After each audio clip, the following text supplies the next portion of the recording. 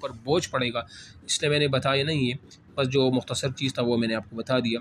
کبھی ٹائم ملا تو پورا پس منظر آپ کو وہ بیان کروں گا انشاءاللہ. سوال نمبر 1، حضرت امام حسن رضی اللہ عنہ کی تاریخ پیدائش ہے 3 شعبان، 5 شعبان، 4 شعبان، 6 شعبان، لیکن یہ امام حسن ہے نا، امام حسن یا حسین ہے. شعبان وغیرہ کو آپ چھوڑی، بس آپ یہ ذہن میں رکھیں 3 ہجری کو کب پیدا ہوئے تھے،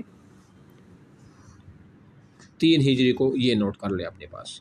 سوال نمبر 2، نبی علیہ الصلوۃ والسلام نے امام حسن اور حضرت امام حسین کو کہا دنیا میں نشانی، دنیا میں پوت، دنیا میں برکت، دنیا میں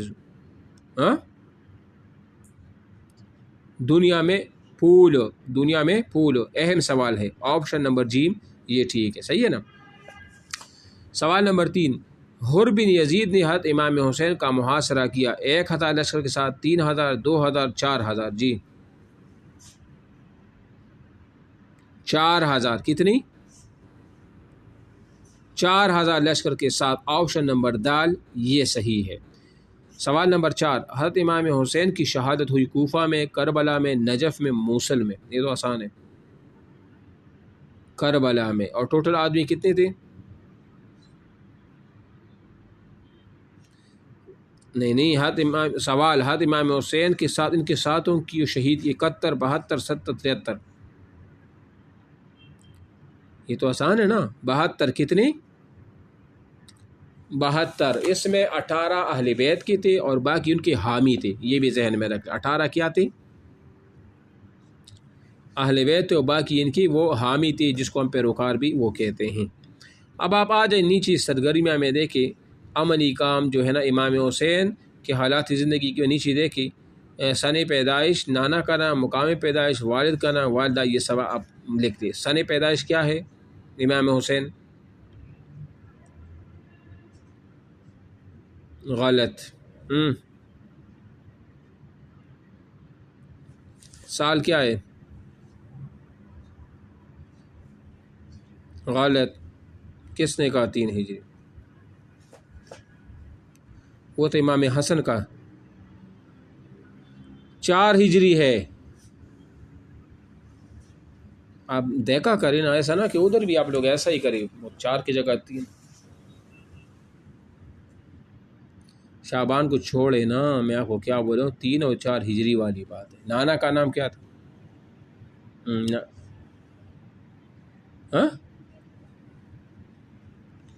ہاں جی نانا کا. اور دادا کا نام؟ ابو طالب. مقام پیدائش؟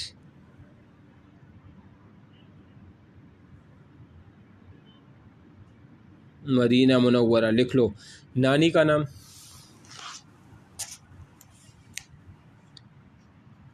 یا کیا ہوا آمنہ، یہ کیا کہہ رہے ہیں؟ حضرت خدیجہ. حضرت خدیجہ ہے نا. آمنہ تو آپ علیہ السلام کی وہ والدہ ہے نا. والد کا نام؟ فضیلت. خدا کی بندو، حضرت علی کی بات نہیں کر رہا کہ شیر خدا. کس کی بات ہو رہی ہے؟ حضرت علی کی فضیلت.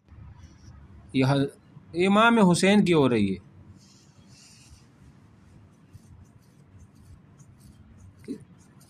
امام حسن و حسین کی جنتوں کے مردوں کے سردار ہے نا.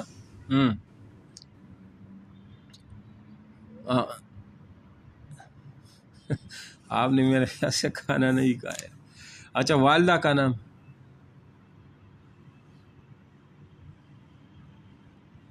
سن شہادت. 61. 61 ہجری. ٹھیک ہے، یہ ان کی بابت کچھ معلومات ہے. اب صحابہ کرام پہ آج عبداللہ ابن مسعود کو. یہ جو صحابہ کرام یہ سارا یہ اہم ہے نا، یہ اس پہ تھوڑا سا دھیان دیا کریں اس کو چیز کو. اچھا عبداللہ ابن مسعود، حضرت عبداللہ ابن مسعود کا تعلق قبیلہ حذیل سے تھا. لکھ کو اس کو انڈر لائن کرو، قبیلہ حذیل سے تھا. والد کا نام مسعود اور والدہ کا نام ام عبد تھا. ام عبد تھا. حضرت عبداللہ ابن مسعود اسلام لانے والے 6 ابتدائی آدمیوں میں شامل تھے. یعنی جو ابتدائی 6 آدمی تھے نا، اس میں یہ بھی ہے. اسلام لانے کے بعد آپ رضی اللہ تعالیٰ عنہ دن رات نبی علیہ الصلوۃ والسلام کے ساتھ رہنے لگے. سفر و حضر میں ہر جگہ نبی علیہ السلام کے ساتھ رہنے کی وجہ سے آپ رضی اللہ تعالیٰ عنہ کو بہت سی باتوں کا علم ہوتا تھا، اسی بنا پر انہیں رازدان رسول کہا جاتا ہے۔ رازدان رسول یعنی وہ ان کو نہیں کہا جاتا، بہرحال آپ لکھ لیکن یہ رازدان رسول اس کو نہیں کہا جاتا۔ رازدان کا مطلب کیا ہوتا ہے؟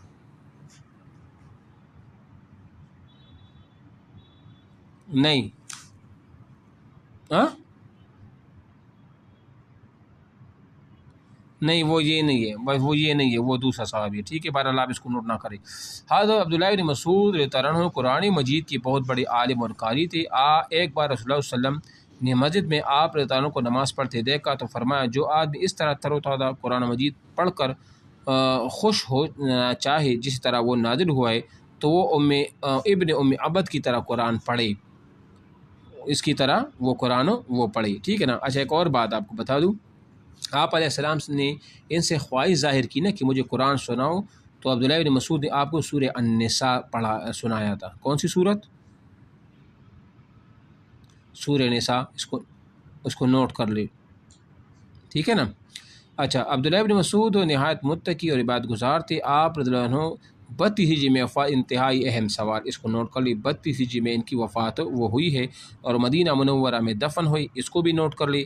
آپ رضی اللہ عنہ سے روایت کی گئی 848 سے انتہائی اہم ہے، 848 روایت ان سے منقول ہے، یہ بھی اپنے پاس وہ نوٹ کر لی، ٹھیک ہے۔ یہ کیا آپ جانتے ہیں جو بریکٹ میں جس طرح دائرے میں لکھا ہے نا، یہ دیکھیں، خلیفہ دو حضرت عمر فاروق نے اپنے دور خلافت میں عبداللہ بن مسعود کو کوفہ کا قاضی اور بیت المال کا نگراں مقرر کیا، یہ نوٹ کر لے، اور اہل کوفہ کو لکھا کہ میں نے عبداللہ بن مسعود کو تمہارے پاس بیچ کر تمہیں اپنے اوپر ترجیح دی ہے۔ سمجھ آ رہی میری بات؟ یعنی میں بتاتا ہوں آپ کو، یعنی کہ حضرت عمر فاروق کی دور میں مرکزی بیت المال کی جو منتظم تھے نا، نگران تھے وہ عبداللہ بن ارقم تھے۔ کون تھے؟ عبداللہ بن ارقم تھے، اور جو کوفہ کی بیت المال کے جو نگران تھے نا، وہ عبداللہ بن مسعود تھے۔ اب سمجھ آ گیا؟ اچھا جی۔